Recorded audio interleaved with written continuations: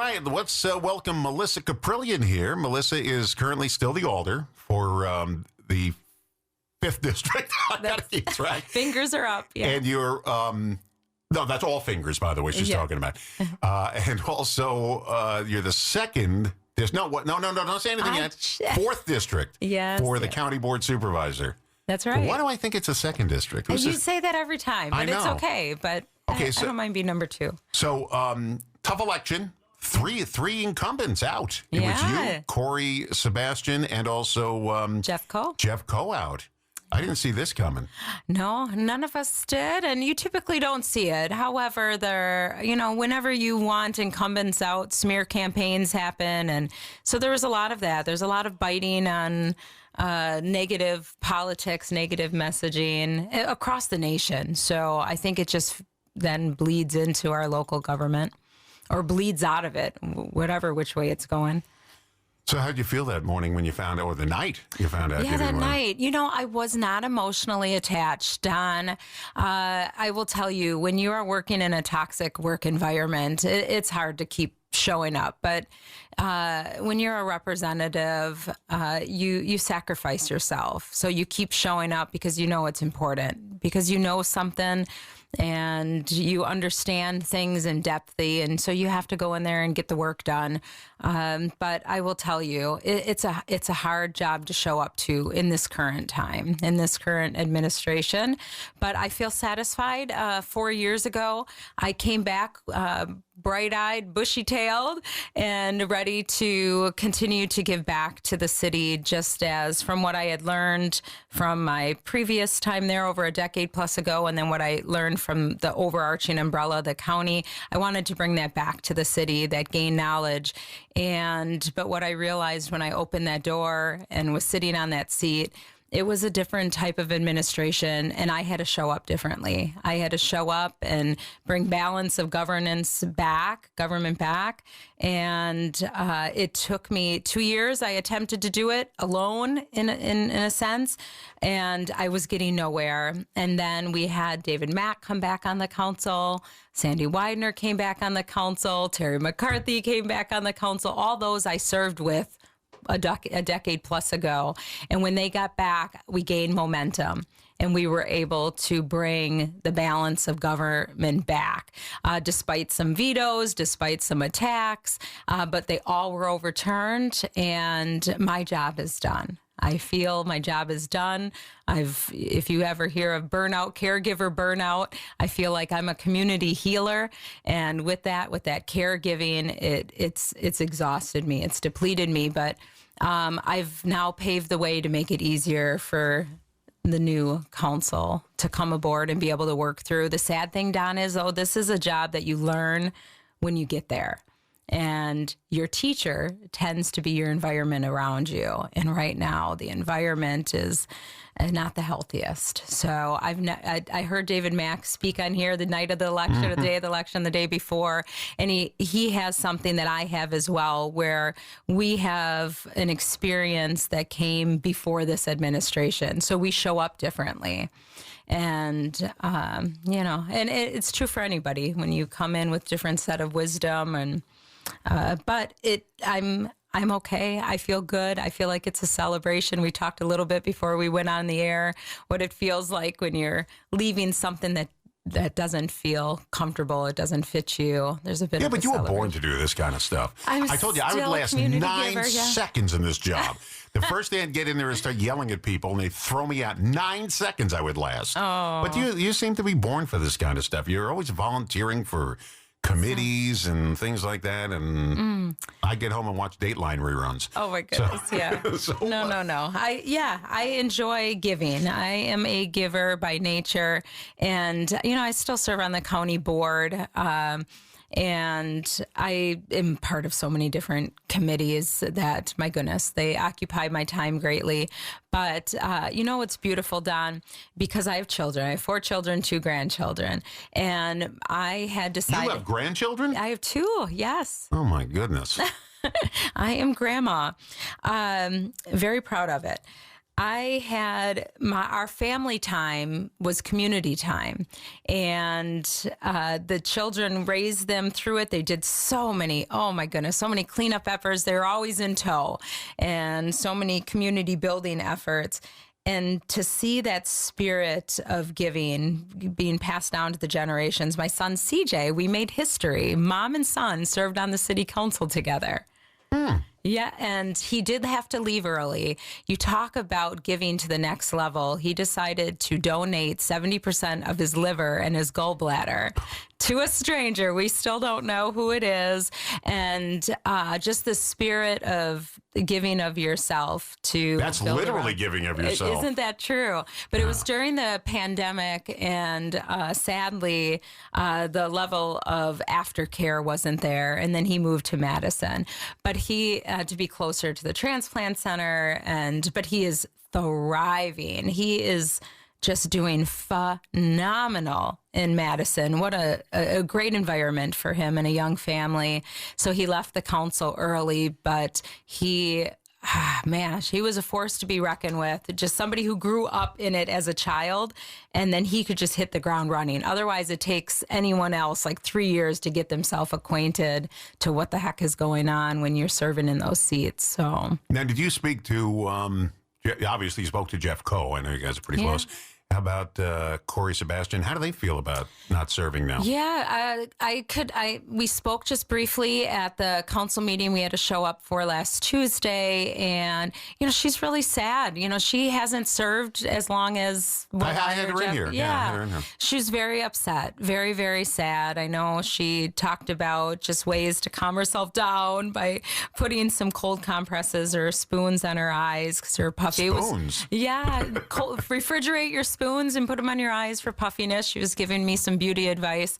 And so, it was hard for her. And she had a different purpose compared to mine or even Jeff Coe's. Jeff Coe, he's just so emotionally connected to this community, and he just comes very raw and vulnerable. And so it was a very emotional hit for him. Plus, he has, I think, Don, a couple decades on the council, unlike me. I had served 4 years prior in 4 years, so 8 years total. And this would have been my third term back on the council. But again, my purpose was different. I had to show up different. So, yeah. Well, I'm going to pick your brain in just a second. Okay. There's a lot to pick there, and I'm going to go through it. Plus, you have an event coming up with Jeff Coe. We're going to talk about that coming up in a moment, too. WRJN. Alder and County Board Supervisor Melissa Kaprelian here with us, and we were talking about the election and 3 incumbents out, which was really strange when I heard that. And you and Jeff Coe have like a little thing put together here, and it's going to be at the Red Onion. What is that? Tell us. Yeah. So after our outgoing council, which is Monday, April 14th, we will celebrate our years of service and celebrate the friendships that we gained along the way. And so after that outgoing council meeting, we will head over to the Red Onion and just celebrate each other together, celebrate the community that has supported us and that we have been able to support them. And so that is our final kind of hurrah and goodbye. And yeah, so. When I got fired from the station once, and the previous owner, not the current owner, the previous owner did it, my wife met me here at the station, and it was got off the air at 12 noon, and I said, let's go celebrate. Went to Buffalo Wild Wings. They'd never been there before. And I said, let's go celebrate some hot wings. That's what I did.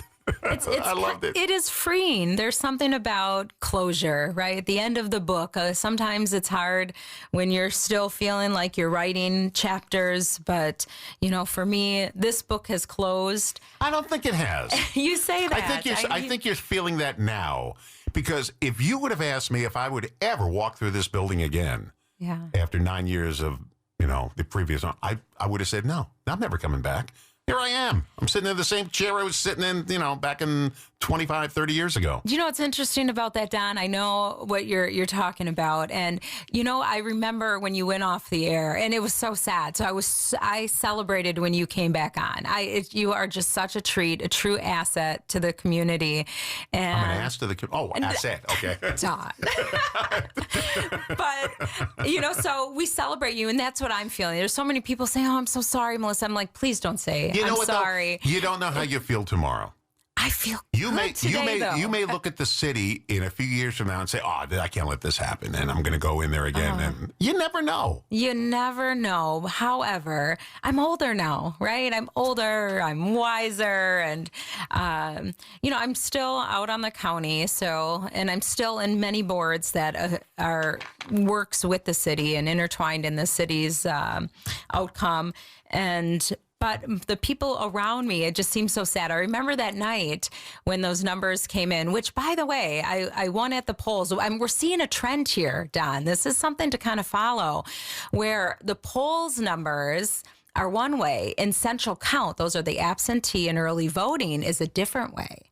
So I won at the polls, and some past alders, even a mayoral candidate, they win at the polls, but they're not winning at the central count or absentee or early voting. Years voting. ago, I used to call that the 60 Minutes thing, because if 60 Minutes was opposite Huckleberry Hound cartoons, and you asked the person, "What do you watch Sunday nights, the Huckleberry Hound or 60 Minutes?" "Oh, I watch 60 Minutes."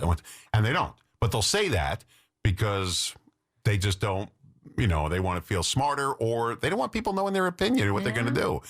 I have people constantly text me, "Who are you voting for?" It's none of your business who I'm voting for. Because if I say the other person, you're going to bombard me with more stuff. Yes. I can't tell you how many blocked phone numbers I have on my phone. Isn't that the truth? Yeah. And if you want me to vote for you, and there are a lot of people knocking on the door, and I will tell you, if you knock on my door, I will answer the door and speak to you. And I've always done that. And most of the time, the people knocking on my door were pushing people I was going to vote for anyway. But if you're going to roam the neighborhood and walk out there all day long, I'll give you a bottle of water and I'll talk to you on my porch. And I did. I spoke to every single person on my porch. Well, that makes me happy to hear, because it is very difficult going and knocking on doors in today's culture. There's all the Ring cameras, and everybody has this barrier of connection. And this is what I feel is kind of lost. It's lost. We're losing the sense of connecting with each other's humanity. Yeah, I think about all my years of service and all my years of giving, and during this smear campaign that was happening, there became this attack. There are people online, some seniors that I was in their home, my children are there, we connected, and they're online saying naughty things, STFU. I can't say that on the radio, but I'll leave it at that. Attacking my young children out when we're out doing the doors. And Melissa Kaprelian eats dogs for dinner. Melissa Kaprelian hates children. Melissa Kaprelian hates your grandmother. I mean, that's it. That's easy. Exactly. But these are attack ads you hear everywhere in America. Everywhere, yes. I mean, and they always show, and I saw the flyer there. Your picture's not that bad. It's just in black and white. Right. But some of the pictures you see of people, the opponent, they look like they're deranged in the picture. And this is what they do. People do this all the time, whether it's a presidential campaign or what. They lie, and that's how because people are easily persuaded. They are easy, and their scare tactics tend to work. So, I think about all the gardening and weed out efforts I've done in Racine, and I look at that's kind of what's happening in our local government. It's like this invasive plant that, in a sense, is taking over and smothering out just kind of the beauty. Melissa Kaprelian will put crabgrass on your lawn if elected. That sounds about right. Yeah. Well, I'm hoping, though, She'll egg your house. Hey, I've done that as a child. Now you wouldn't. No, oh my goodness. Not the price $12 a dozen. For the price of eggs right now? Heck no. And it's hard to get off, eggs. As a kid, we made the mistake of having a egg war between my neighbors, and us children, and we opened the door. We were throwing eggs in the house. Oh my goodness, Don. We had to do a massive cleanup. Didn't do that in my neighborhood. So let me ask you about the tariffs and everything. How's that affecting the county? Because it affects everybody, because you got to buy stuff. And now he's threatening with 100% tariff on China. That's got to affect everybody. Yeah. So you guys dealing with this on a county level? Right now, it's all through discussion, though, right? So nothing is hitting us yet. Oh, right? It will. Right. And it's so to be prepared, right, is one thing. But in a sense, there's almost like, let's keep functioning. Government still has to function every single day. And, when we're faced with something, we're going to have to address it. But, right now, we're still able to function as normal. We don't want to have this sense of panic fall over our county. Let's just keep functioning and realize that your government is still there. And we haven't seen anything yet. Nothing has hit us. The one thing that I see that we are... Well, it has if you have a 401k. True. And you see that tumble. And I know people have told me they lost thousands of dollars already in their 401k. Yes, I have heard that exact same thing. And it's going to be interesting during our budget time. That's when we're going to start hearing about it even more. I know it starts now for our leadership. And at about the 6-month mark in, so around June, July, finance committees will start getting pulled in, department heads will start getting pulled in, but by October, we're going to start hearing it a lot more. And so, but there are some federal grants some big projects that we had that are tied up into, hopefully to get the fund to make them successful. We're going to be evaluating those because we might not be receiving that money. And one of the things to really pay attention to is that Lincoln King projects. A lot of federal dollars they were trying to go after for some grants. And, I'm a little nervous about that one. So. Melissa Kaprelian wants the price of eggs to go up to $15 a dozen. If that's what you want, vote Melissa Kaprelian.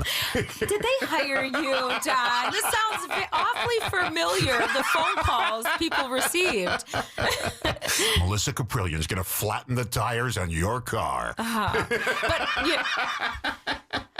It's amazing how our characters can change overnight, right? Through somebody else's mouth and mind. But I will tell you, there's a lot of good things happening. Out at the county, we have a new youth and governance group that is coming in. So a lot of young people that were vying to get involved and were selected. We had 12 individuals that were selected. And this is about a decade of our program, our youth and governance program. That'll be tonight at the county board. We'll swear them in, and then the outgoing youth and governance group will do their youth and governance project, present it to the county board, and we will see them off with their certificate and welcome the new ones in. I love when you're in here. You make me laugh. You and the Motrin. We're great combinations. We drugged him up this morning. Oh my goodness. Thank you for coming in. Oh, I love it, Don. Yeah. I love being here. Oh, you're always welcome. I got my calendar here. We'll put you in here all the time. I love having you here.